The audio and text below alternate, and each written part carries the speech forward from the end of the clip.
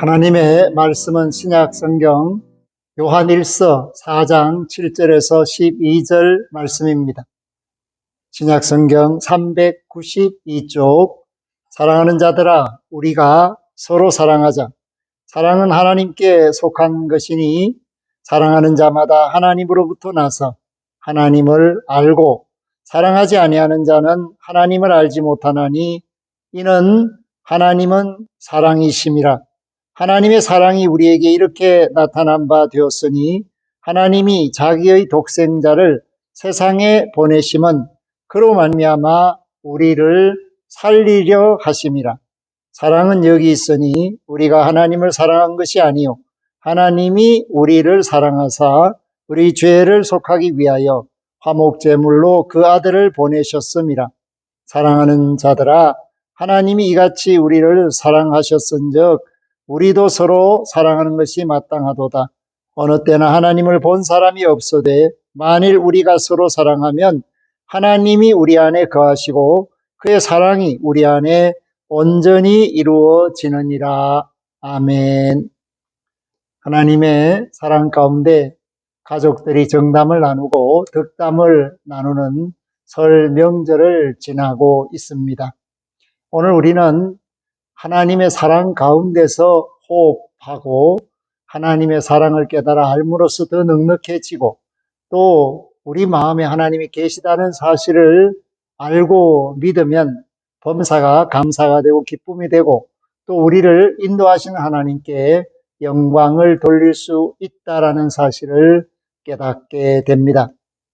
사랑하는 성도 여러분, 오늘 말씀 속에서 우리는 하나님의 사랑을 발견할 수가 있는데 이 사랑은 여기 있다라는 말씀이 10절에 나옵니다.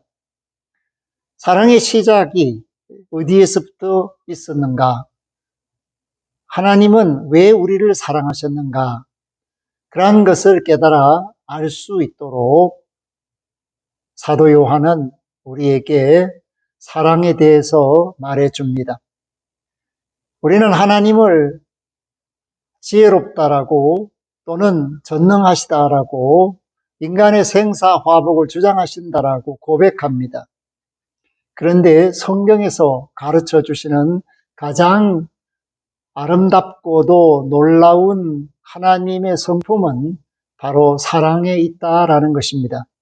그렇기 때문에 하나님이 우리를 사랑하신다라는 이 말씀이 우리를 살리게 되고 죄로부터 자유를 얻게 하시고 구원받은 하나님의 자녀로 세상을 살 수 있게 하시는 시작이 바로 하나님은 사랑이시다 하는 말씀 속에 들어 있습니다.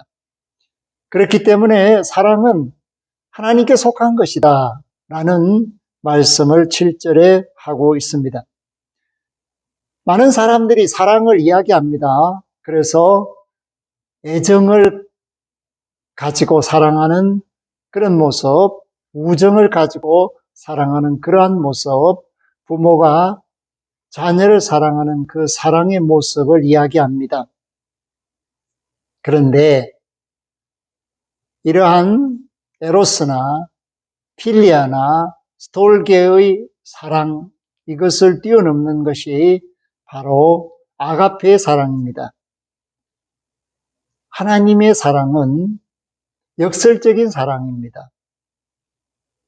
아파하시면서 고쳐주시고 싸매주시면서 사랑하시는 사랑, 이유 없이 사랑하시는 사랑, 허물을 덮어주시며 사랑하시는 사랑, 상처를 싸매셔서 새살을 돋게 하시는 사랑, 이러한 사랑을 아가페다 그렇게 말하는데 이 잊혀졌던 사랑을 예수 그리스도로 말미암아 사람들에게 알게 하신 사랑, 그래서 하나님이 사랑이다라는 것을 말씀하면서 사랑은 하나님께 속하였다라고 말할 때 인간적인, 이기적인, 자기중심적인 나만을 사랑해달라는 사랑의 차원이 아닌 참 사랑을 하게 하시는 그 사랑이 하나님께 속하였다.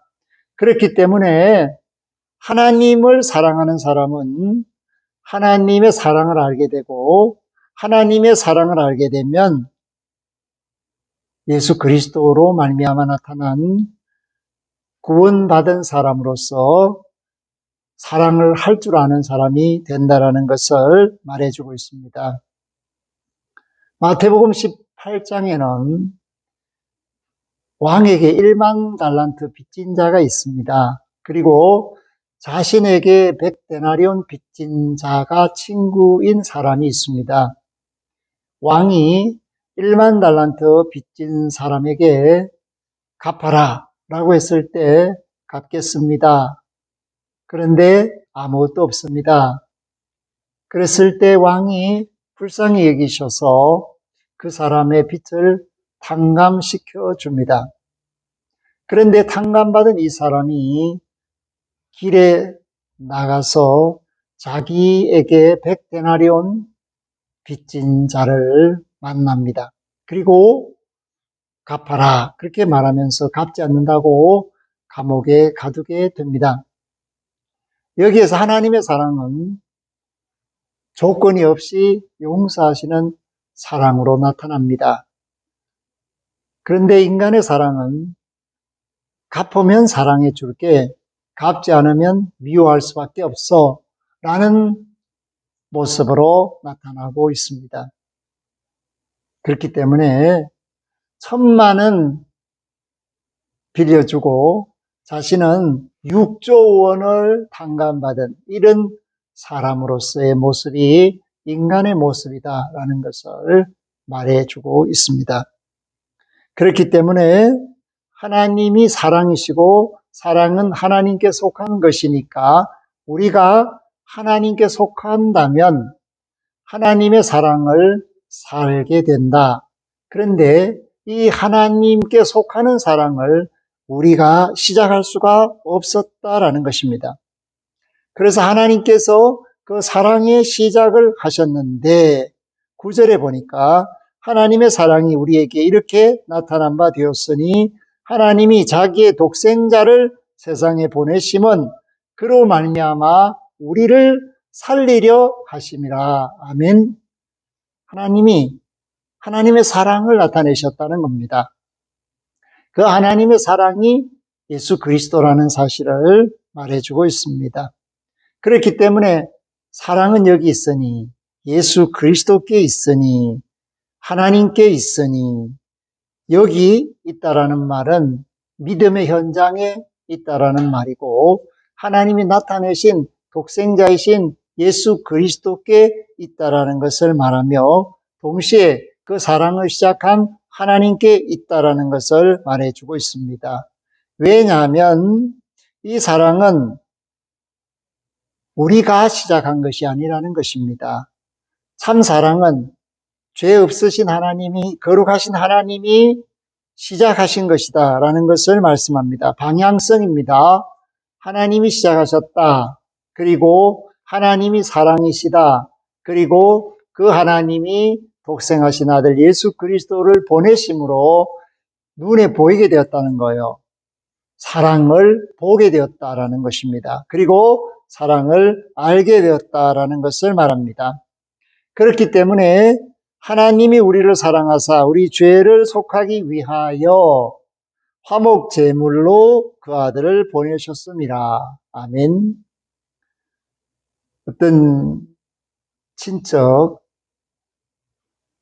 관계, 예를 들어서 형님 집에는 아들이 없어요. 자식이 없어. 그런데 동생 집에는 아들이 5이나 있습니다. 그래서 이제 형님 내외가 이 동생 내외에게 자네 아들 하나를 우리 집에 양자로 보내주면 좋겠다 이렇게 상의를 합니다. 그래서 처음에는 대답을 예라고 했지만 집에 와서 자는 아이들을 가만히 보니까 첫째는 장자라서, 둘째는 인물이 너무 잘생겨서, 셋째는 약해서, 넷째는 또 아주 자기를 닮아서 다섯째는 어려서. 그래서 밤새 고민할 수밖에 없었고, 선뜻해서 그 다섯 아들 중에서 양자로 형님 댁에 보내기가 쉽지 않았다.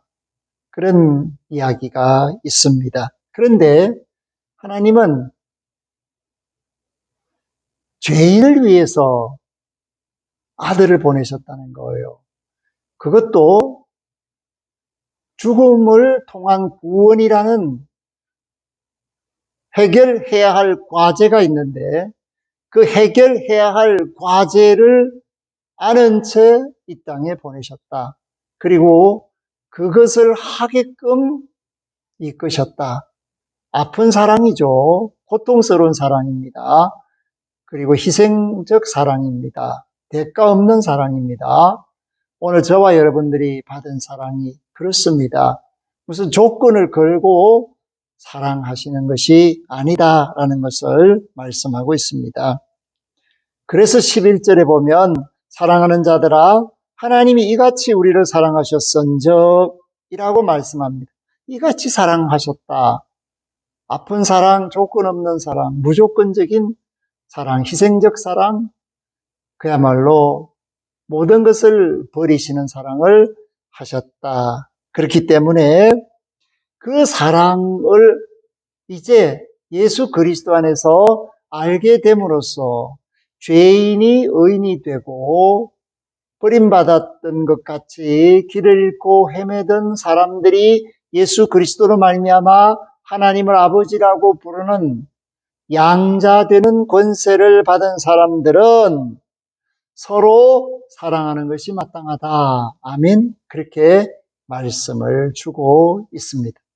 이번 명절에 얼마나 서로 사랑하셨습니까? 정말 사랑할 수밖에 없는 가족 관계, 부모와 자식 관계, 형제와 자매 관계, 이웃 사촌의 관계.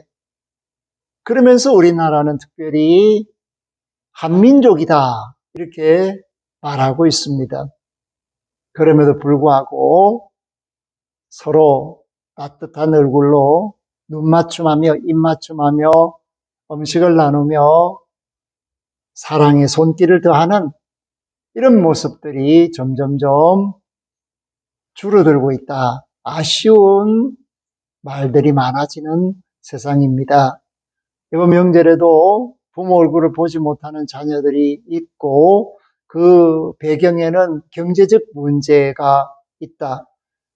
시장에서 장사하는 사람들의 공통적인 이야기가 경기가 너무 좋지 않아서 설 대목을 쉴 수 없었다. 그런 이야기들을 합니다. 사랑하는 성도 여러분, 물질로 사랑을 많이 나눌 수 있으면 좋겠지만 물질이 없어도 마음으로 나눌 수 있는 그 정이 식거나 또는 없어지는 그런 아픔은 일어나지 않아야 합니다. 왜냐하면 하나님의 사랑이 대가가 없는 사랑을 하셨기 때문입니다. 무언가를 받기를 원해서 시작한 사랑이 아니기 때문에 오늘 저와 여러분들이 사랑한다라고 할 때 그것은 내 형편에 맞게끔 얼마든지 주는 것입니다. 마음도 주고 물질도 주고 그것이 돌봄 속에서도 나타날 수가 있다. 그리고 들음 속에서도 나타날 수가 있습니다. 고민을 들어주고 길을 인도해주고 그로 말미암아 모두가 행복해지기를 바라는 것이 하나님의 마음을 닮은 사람들의 사랑이다라는 것을 말해주고 있습니다. 오늘 어느 때든지 하나님을 본 사람이 없다는 것입니다. 그러니까 내가 예수다, 내가 신이다 라고 하는 사람들은 다 가짜라는 거죠. 그러나 12절 말씀에 보면 만일 우리가 서로 사랑하면 하나님이 우리 안에 거하시고 아멘. 사랑으로 하나님을 안다는 거죠. 그리고 믿는 사람인지 믿지 않는 사람인지를 어떻게 알 수가 있는가? 그 사람이 사랑을 하면서 살면 그 사람은 믿는 사람이고, 그 사람이 하나님의 교회를 열심히 다니면서 살고 있지만은 사랑을 할 줄 모르는 사람이라면 믿는다고 말하기가 어려운 사람이라는 것입니다. 그렇기 때문에 사랑이 그 사람의 표준이 되는 것입니다. 하나님을 알고 모시고 사는 사람인지 아니면 하나님을 알지도 못하고 모시지도 않고 사는 사람인지를 여기서 알 수가 있다라는 것입니다. 그렇기 때문에 그의 사랑이 우리 안에 거하시면 우리가 온전한 사람이 될 수가 있다. 하나님의 말씀대로 사는 사람이 될 수 있고 사랑으로 사는 사람이 될 수 있고 서로 사랑함으로써 하나님의 영광을 나타내는 그리스도의 몸된 교회의 사명을 감당할 수 있다라는 것을 말씀하고 있습니다. 사랑이 여기에 있습니다. 우리 안에 있습니다. 우리의 삶 속에 있습니다. 동시에 그 속에 하나님이 계신다라는 것을 기억하시고 남은 이 명절 기간에 아쉽지 않도록 더 풍성한 사랑을 나누는 저와 여러분들이 될 수 있기를 주의 이름으로 부탁하며 축복합니다. 아멘.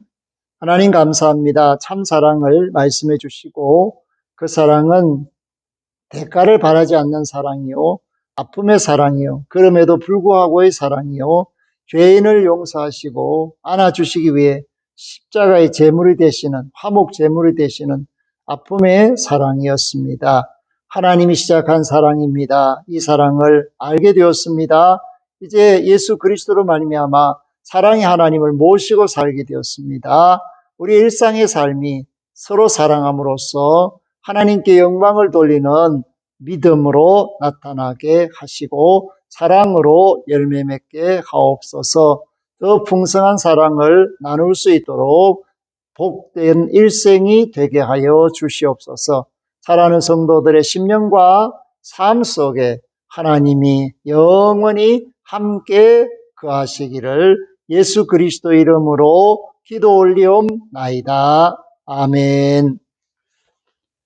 지금은 우리의 길, 진리, 생명으로 사랑의 길을 열어놓으시고 용서의 길을 열어놓으시고 구원의 길을 열어놓으신 예수 그리스도의 은혜와 사랑을 시작하심으로 참 사랑이 온전케 된다는 것을 깨달아 알게 하시고 사랑을 통하여 하나님을 만나게 하시며 하나님의 자녀로 살게 하신 하나님 우리 아버지의 극진하신 사랑하심과 믿음과 소망, 사랑 그 모든 것을 통하여 영원히 사랑할 수 있도록 역사하시는 성령님의 교통, 교제, 충만하심이 명절을 맞고 사랑을 나누는 믿음의 권속들과 소외되어 사랑의 손길을 기다리는 구원받아 마땅한 한 자들 위해 영원토록 항상 함께 하시기를 간절히 축원하옵나이다. 아멘.